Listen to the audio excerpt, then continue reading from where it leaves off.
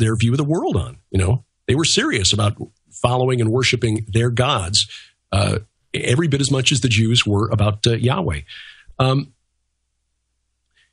The question that I started that led me down this path was wondering, when God made his covenant with Abraham in Genesis chapter 15, he tells Abraham, your descendants are going to go to a land that's not theirs. They're going to be there for 4 generations, and they'll come back after the 4th generation because the iniquity of the Amorites is not yet complete.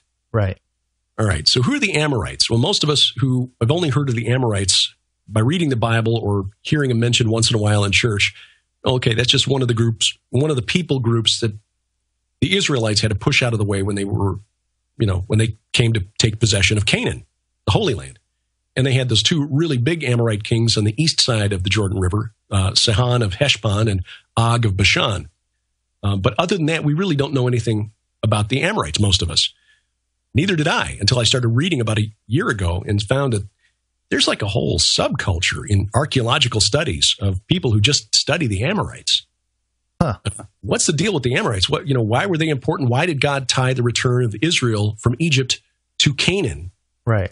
To the iniquity of the Amorites. Well, lo and behold, from about 2000 BC, which is just about the time that God was calling Abram, later Abraham, out of Ur, and I make the case in the book that it's not Ur, but actually a city called Urah in what is now Turkey.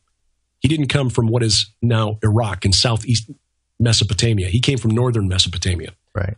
But anyway, about the time God was calling Abraham, the Amorites were moving from their origin, places of origin in, oddly enough, the places in Syria today that are pretty much the heartland of Islamic State territory. Again, just another coincidence? Yeah, I don't know. Anyway, the Amorites basically took over all of the ancient Near East. They, for about 400 years, from 2000 BC until about 1600 BC, which was the time of the sojourn in Egypt, and just before the Exodus, which took place around 1450 BC, the Amorites were in control of everything in the ancient Near East. Canaan, all of Syria, all of what is today Iraq, southern Turkey. The Amorites somehow wound up in control of everything. And here's the key thing.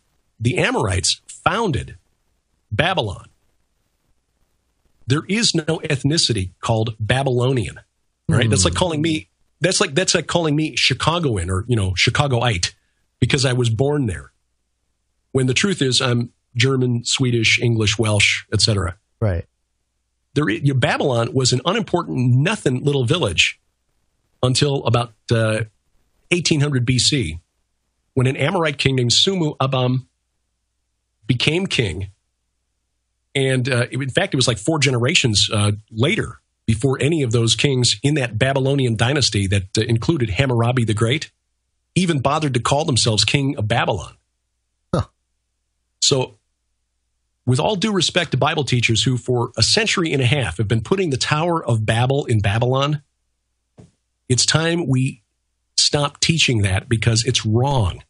Nimrod lived about 1,200 years before Babylon was even a city. Right. I saw you point that out, and it had never even occurred to me that was even because you just, because of the linguistic similarities with Babel and Babylon, you just assume that, Babel in Babylon, but no, you look at it and that's not the case. Exactly. And that's why scholars keep putting Abraham in Ur of Sumer, which is southeast Iraq, instead of Urah, which is northern Syria, southern Turkey, which is where Haran is located, named for his brother, or his brother named for the city, actually. Anyway, so the Amorites were the ones who founded Babylon and founded the occult system, on which has become really a byword for occult wickedness, spiritual wickedness, prophetic spiritual wickedness, because the final, the one world religion of the end times is Mystery Babylon. Right. That's on the Amorites, okay? That is part of the iniquity of the Amorites. All right? Things begin to make a little more sense. But here's the thing that really blew my mind when I was digging into this.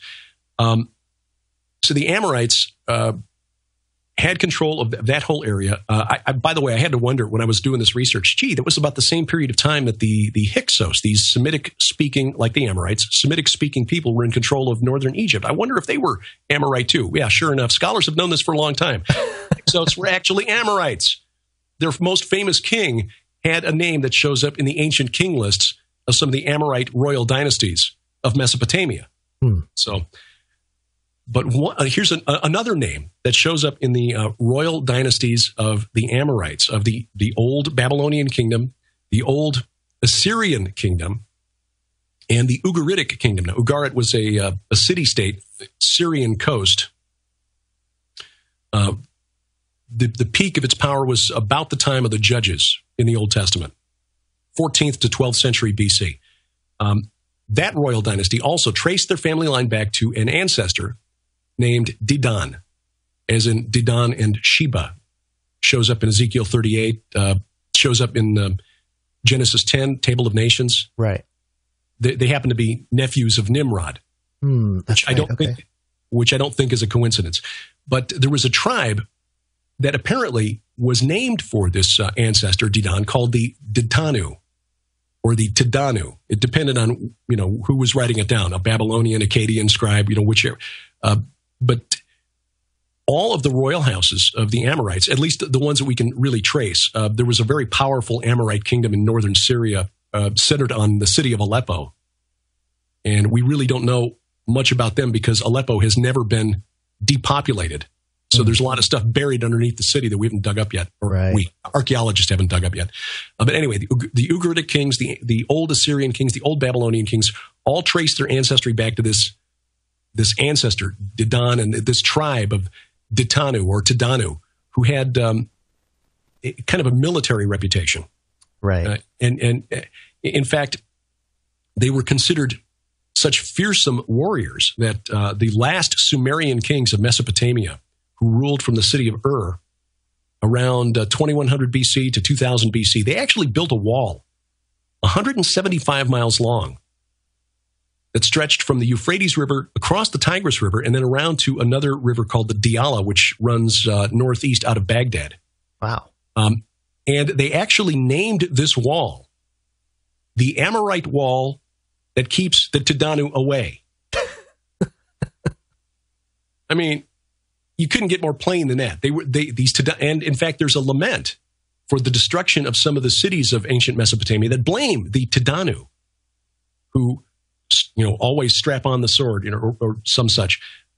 So the point being, they were considered really fearsome warriors and were enough of a problem that the ancient Sumerians built this massive wall to try to keep them off their lands and away from their cities. Right. Now, about 35 years ago, a tablet from Ugarit was translated by scholars, and it was a coronation ritual for the last king of Ugarit, whose name was Hammurabi III. Hammurabi, it's the same name, by the way, as Hammurabi, who lived about 300 years before, or 500 years before Hammurabi. And in this ritual, they actually summon spirits of the dead. And they specifically summon the spirits of the Rephaim. Okay? But they also summon spirits from something they called the Council of the Ditanu. All right? So file a mental bookmark there, because this is the same name as this tribe that hundreds of years earlier, like 700 years earlier, caused the kings of the last Sumerian king. There were no more Sumerian kings after they got wiped out. And that was the Amorites took over, the Sumerian kings, done. Assimilated into the population, Sumer destroyed, never to rise again. And that's why it became Babylonia instead of Sumer after that. Now, a scholar by the name of Amar Anus, who has written a number of really important academic papers, Heiser, Mike references a couple of them in the Unseen Realm, one dealing with the Watchers and the Mesopotamian Apkallu. Right. Yeah, the Apkallu were what the Mesopotamians called the Watchers. Yeah. Well, he wrote another paper about 17 years ago, 1999, 2000, speculating on the possible existence of Greek Rephaim. Ooh. So I started reading this because I thought, oh, this is interesting. This might be. And I stumbled onto this in this paper. Trying to make a long story short, he says that the root word of Rephaim is RPI in the Semitic, the Canaanite. He said that is a phrase that Hesiod, back to the Greek writer Hesiod, used in his work Theogony as part of a root word called meropes anthropoi. And he said it's difficult to translate that phrase, but essentially that's a phrase that means men of the golden age. Wow. Okay. Men of the golden age who lived when Kronos was king. Now, that was the time when the Titans ruled the land. All right. Now, the Titans, you remember your Greek mythology, were deposed by the Olympians, led by Zeus. Right. Cronus was a really bad father. He had been told that his kids would overthrow him someday, and so he ate them as soon as they were born. Right. Yeah, except that his wife Rhea fooled him by giving him a rock instead of Zeus. Now, a good thing Cronus is not a picky eater. As he swallowed the rock, Zeus grew up and managed to overthrow Cronus and the other Titans and banished them to Tartarus. And Tartarus is not Hades. Tartarus, according to Greek mythology, Greek cosmology, is as far below Hades as the earth is below heaven. It's like a special hell reserved for the angels who sinned. Right. Now, Tartarus, most people don't know, is mentioned in the New Testament. Right. 2 Peter 2:4, he talks about the angels who sinned, who were thrust down to Tartarus. And the Greek verb used there is tatarao, the only place in the New Testament it's ever used. And there's only one place in the Bible where we know where angels sinned, and that's the Watchers in Genesis chapter 6. Right.